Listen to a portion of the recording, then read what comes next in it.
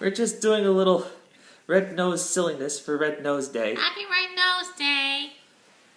So, Gotham Season 4 has ended. And they have announced that Gotham has been renewed for a 5th, but final season. It's gonna have a good run, at least. Yeah, The final season will be 13 episodes, so at least it'll bring it up to like 100 episodes, which will make it eligible for syndication. At least we won't have to wait, like five or 6 months for more episodes. Or 5 or 6 months for confirmation that the show's being renewed at all. Yeah, that too. It's disappointing to see it end so soon because, well, I'm someone that grew up watching Smallville and I'm watching all 10 seasons of it to see it play out its story. I mean, granted, much of Smallville during its early seasons had a lot of standalone storytelling stuff. It wasn't until as the seasons progressed that they started to do more season-heavy storyline, mythology, arc-heavy stuff. And did you know, babe, that? Oh, hold on. Did you know, babe, that they almost tried to introduce a young Bruce Wayne on Smallville? I think you mentioned it. It was during season 3. They had a character named Adam Knight. It was originally, Adam Knight. That doesn't sound very creative. Well, it was the fact that his name was, Adam is an homage to Adam West, and his last name Knight, the Dark Knight. It was basically the original plan, according to what I read online somewhere. I'd have to look it up again. Was that Adam Knight, played by I can't remember the dude's name. But he's like one of the stars of the Vampire Diaries. Anyway, according to what I read originally online, it was going to be revealed that Adam Knight was just a pseudonym for Bruce Wayne. But then they got wind of the fact that that Warner Brothers wanted to revive the Batman film franchise, and that the first thing they were going to do was go back to young Bruce Wayne becoming Batman. And so when the people of Smallville got wind of that, they kind of scrapped those plans, even though Batman Begins didn't come out for another 3 years afterwards.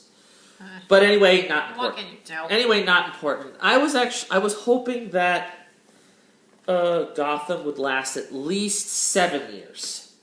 But I'm actually glad that they're being given the chance to end the show on their terms. I think if they tried to stretch out Gotham even further, it probably would have gotten sillier and sillier. Maybe. Because it started out as like a noir story, whereas it was all about corrupt cops and gangsters. It's still and things like that. And then very gradually it became more over the top and has more of the comic book vein, introducing the villains. Yeah. I mean, because according to the people who made Gotham the series, they basically according to them, things in Gotham had to get so bad, not just with corrupt cops, but with all these supervillains and these freakazoids coming out of the woodworks. And they need a Batman. That it would necessitate the need for a Batman, basically. And I'm going to be sad when the show ends because I think that everybody involved does a really great job. Ben McKenzie is really good as Robin Lord Taylor. Ben McKenzie is really good as Gordon. Robin Lord Taylor is awesome as the Penguin. And Cameron Monaghan is Jerome K. Jerome, but now he's gone. And now but Jeremiah's still there. True. Yes. And I think that Gotham did a really classy thing when they decided to, what they kept on saying, Jerome is not the Joker. Jerome is not the Joker. But they did a pretty classy thing by taking like the quote unquote the cliche of the twin brother, and they really built upon it and made it fresh because it allowed them to have their cake and eat it too. That notion that like basically the Joker isn't one man but two, and I thought that was really nice. It reminds me of when you watched that episode of Face Off last night regarding the play card challenge. Yes. And one of the teams created this Joker-like character with one side, with two heads. Two faces, yes. Yeah, with two one face. faces. Yeah. I think it was Face Off season 11? Or I think. No, season 10, I believe. There was a challenge involving like the artist bringing to life like characters from playing cards in the style of Tim Burton, and one of them was like was a Joker with two faces, and I'm like, it's Jerome and Jeremiah. So, and David Mazouz was something or other. I think it's Mazouz. The young man playing young Bruce Wayne. I'm gonna miss him. I'm sure most of the actors on the show will move on to better things But after this. I'm hoping that, unlike in Smallville, like when Tom Welling didn't technically put on the Superman suit, I hope that we do get to see David put on the bat suit, or at least some form of bat suit that has like the ears or whatever. One thing I would like to see going into in this final season, I'd love for them to bring back Harvey Dent. Because Harvey Dent is the district attorney, but he was only there, I think, for like season one, and he hasn't been seen since. So I think he would have to be Bruce Wayne's best friend. Yeah, he has to come back for this final season. It's only natural. So I'm hoping for that. Maybe.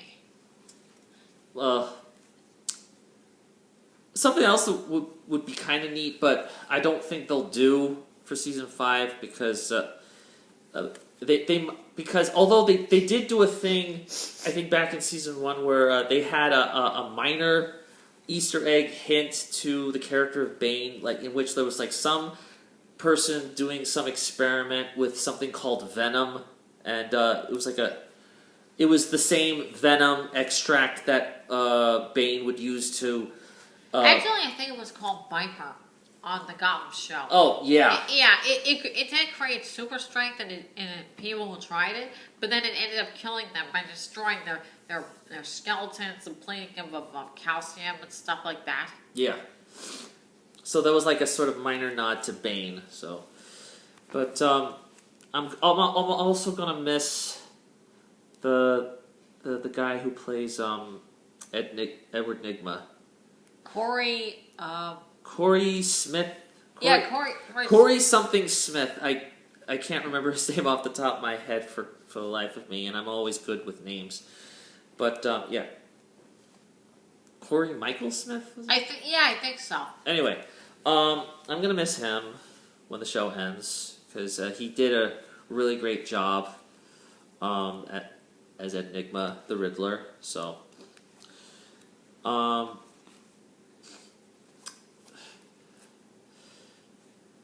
I'm also going to miss Marina Baccarin, a.k.a. Mrs. Ben McKenzie. I'm going to miss Lee, when the show ends, because I don't care what anybody says, Marina Baccarin, to me, will still be Inara from Firefly, damn it. She will still be Inara from Firefly to me. There. But I'm just glad to see her still working and doing really good stuff, because the last thing she did was either, I think, Stargate, and then before that was the short-lived V reboot series, but I'm glad that she was on the show, so kudos there. But with Gotham ending, I guess I'll have to focus my attention on the series Krypton, the other prequel series, this time focusing on Superman.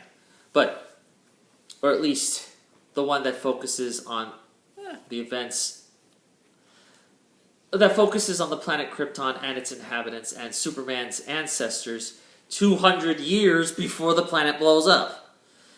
That'll be interesting to check out. Will it be as fun? Who knows?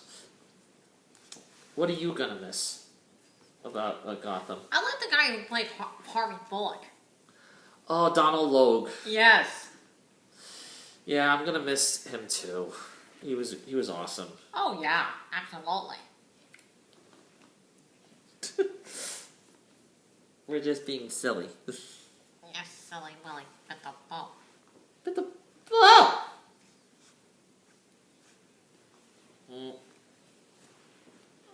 I can't kiss you with these. Oh, wait. There we go.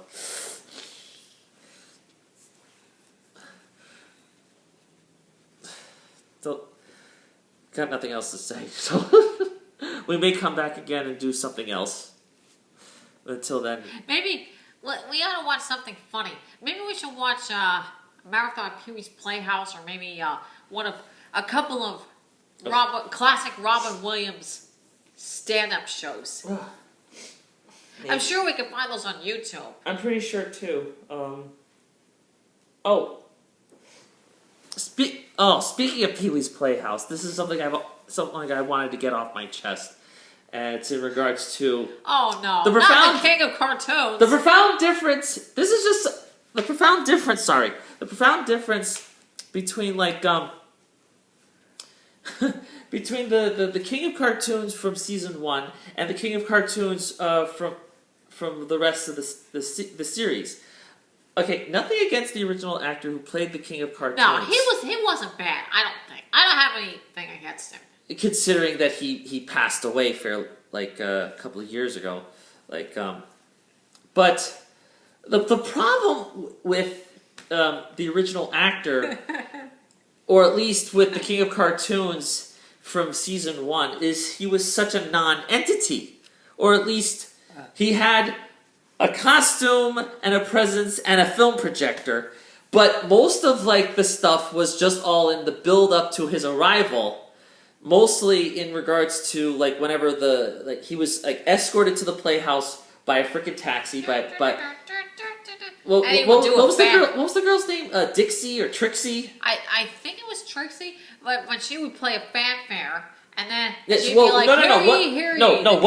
she would do, you hear the ahooga of her taxi pull up. She'd come in, talk, chew the fat with Pee-wee for a little bit about how crappy her taxi was, then pull out her trumpet, play a little bit of a royal fanfare, then get down and boogie with some jazzy stuff, and then say, "Hear ye, presenting the King of Cartoons." And then the guy would come in through the door, give his line, let the cartoon begin, and then fuck off, that wasn't all he said, though. Yes, it he said a couple lines here and there. No! If you look at season 1, that's all that the original actor who played the King of Cartoons did. He'd come in, say his line, and leave. The cartoon would play, and that was it. It's sort of, and I always had it in my mind that this is basically what happened. It's he comes in, says his line, and then you hear cha-ching. They pull out the check. It's they hand him his check and say, "Now get the fuck out." It's say your line. Here's your check. Go. So obviously something needed to be done, and that's why when season 2 happened, they recast his role with William H. Marshall, the guy who played Blackula. Yeah, as I like to think of him as the Christopher Lee of blaxploitation films, because that's a huge statement. Because the guy was classically trained. I mean, and he was tall, just like Christopher Lee. He was 6'5", so he had a towering presence. He had a booming voice, and so obviously, if you're going to cast him to take over as the king of cartoons for that show, you're going to have him do a whole lot more than just say his line and then fuck off. You know, I mean, that'd be disrespectful, you know? Anyway, that was just I just wanted to get that off my chest, because it was just something that bothered me when Pammy and I were going back looking over Pee-wee's Playhouse from the very beginning, you know? So, but maybe, like, because Pee-wee's Playhouse became a rating success during its first season, maybe the budget increased and that's why, like, you know, I think in season 2 you saw the expansion of the Playhouse. Yeah, the very first episode, even before the theme music started, there was like plastic everywhere covering the furniture. There was some redecorating being done. A couple of new characters were introduced, like Flory and Clocky. Yes. The talking floor, that's just creepy. Yeah, well, when you consider, like, who created the daggone show, and because it was so subversive with a lot of its humor and a lot of its lines, I seem to recall one particular episode, I think, where Flory even suggested to Miss Yvonne that she could dance near him. Think about this. Flory is part of the floor. Meaning he would have a good vantage point up Miss Yvonne's dress. I can't believe they got away with that crap. They probably never get away with it now. No, not with all these freaking social justice. Not with all these social justice warriors ruining children's programs for everybody. But yeah, that was. I just wanted to get that out of my system, like with regards to the King of Cartoons thing. That always bothered me. What are some silly things you like? That's a good question. Like, I definitely love like I said, the Robin Williams specials, seeing them on YouTube. I also, not too long ago, I think I spent one weekend just, looking for and checking some, just some stand-up specials of the classic larger-than-life comedians from the 1980s. And one of them I found the awesome Andrew Dice Clay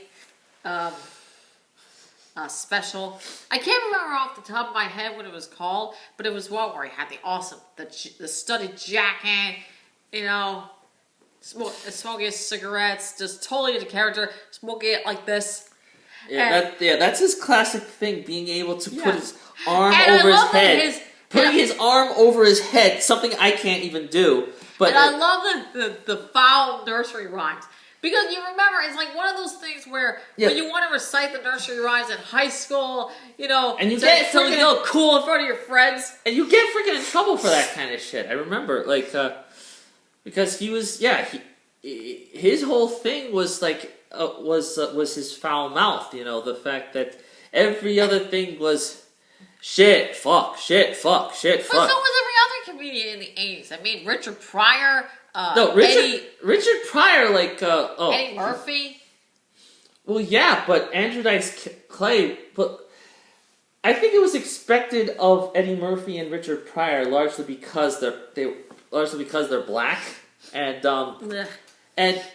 I think African American humor is a lot more raw, because but you don't expect that with white people, so. Yeah, but he was from New York. That is true. And of course, Brooklyn, and you got, if you grew up in New York and you grew up in Brooklyn, you're often surrounded by a lot of Italian Americans, and every other thing is, get the fuck out of here, what's the matter with you? Fungal. I swear to God. Sorry, folks. Yes. I swear to God, I was watching the movie Summer of Sam. It's one of my favorite movies, another Spike Lee joint, and it seemed like the characters, the Italian Americans featured in that movie. Every other freaking thing is, what's the matter with you? What's the matter with you? It's like, did Italians, my relatives really speak like that? I have no It's one of the reasons why I would never watch The Sopranos, ever. Well, it's like, no thanks. Well, we've kind of rambled long enough, but we'll probably do another bit of rambling later on. I mean, we just wanted to be a little silly on Red Nose Day.